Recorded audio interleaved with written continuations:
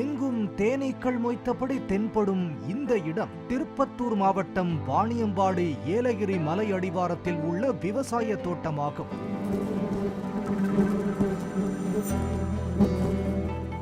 விவசாயத்துடன் கூடுதல் வருவாய் ஈட்ட வேண்டும் என்று யோசித்த இளைஞர் விஜயகுமார் மதுரை வேளாண் பல்கலைக்கழகத்தில் தேனீ வளர்ப்பு குறித்த ஒருநாள் பயிற்சி வகுப்பில் சேர்ந்து கடந்த 5 ஆண்டுகளாக தேனீ வளர்ப்பில் ஈடுபட்டு வருகிறார். வில்லேஜில் தேனீ வளர்ப்பு ஒரு 5 வருஷமா செஞ்சுட்டு வரேன் சார்.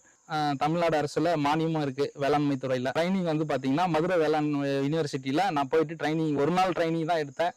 எனக்கு பெட்டி கொடுத்தாங்க, எல்லாமே இது சப்போர்ட் பண்ணாங்க. இன்னைக்கு பாத்தீங்கன்னா ஓரளவுக்கு இன்னைக்கு 50 பெட்டி ஆகிற அளவுக்கு நல்ல ஒரு இதுவா பண்ணி விட்டுருக்காங்க. தேனீ வளர்ப்பிற்கான பெட்டிகள் மற்றும் ராணி தேனியுடன் வளர்ப்பு தேனீக்களை வேளாண் துறையினரே வழங்கி இனப்பெருக்கத்திற்கான வழிமுறைகளை கற்றுத் தருவதாக விஜயகுமார் தெரிவித்துள்ளார்.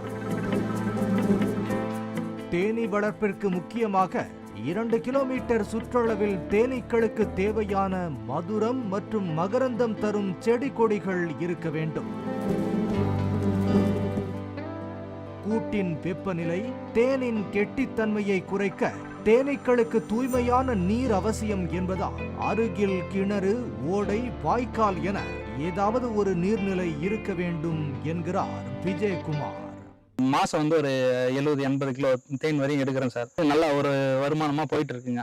மதுரை வேளாண் யூனிவர்சிட்டியில ப்ரொஃபஸர்லாம் அணுகும் போது சரி வாங்க நாங்க இதை பத்தி ட்ரைனிங் கொடுக்குறோம் அப்படின்னு சொல்லி கூப்பிட்டு ட்ரைனிங் கொடுத்து எங்களுக்கு இங்க பாக்ஸ் வாங்குறதுக்கும் சப்போர்ட் பண்ணி அவங்க தான் சார் எல்லா ஏற்பாடும் பண்ணி கொடுத்தாங்க. ஓரளவுக்கு நல்லா போயிட்டு இருக்குங்க.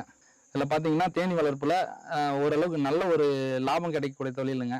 இதுல அதிகமா பாத்தீங்கன்னா பெண்கள் அதிகமா செய்யலாங்க. தேனீக்களை வளர்த்து மாதந்தோறும் 70 முதல் 80 லிட்டர் வரையிலான தேன் சேகரித்து 50,000 ரூபாய் வரை லாபம் ஈட்டுவதாகவும் விஜயகுமார் தெரிவித்துள்ளார்.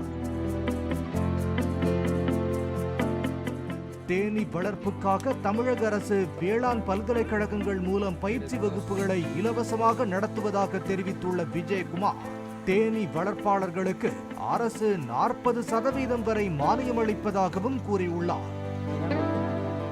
குறைந்த நேரம் செலவிட்டாலே அதிக வருவாயும் ஈட்ட முடியும் என்பதால் இளைஞர்கள், குறிப்பாக பெண்கள் அதிக அளவில் தேனீ வளர்ப்பில் ஆர்வம் காட்ட வேண்டும் என்று அவர் தெரிவித்தார்.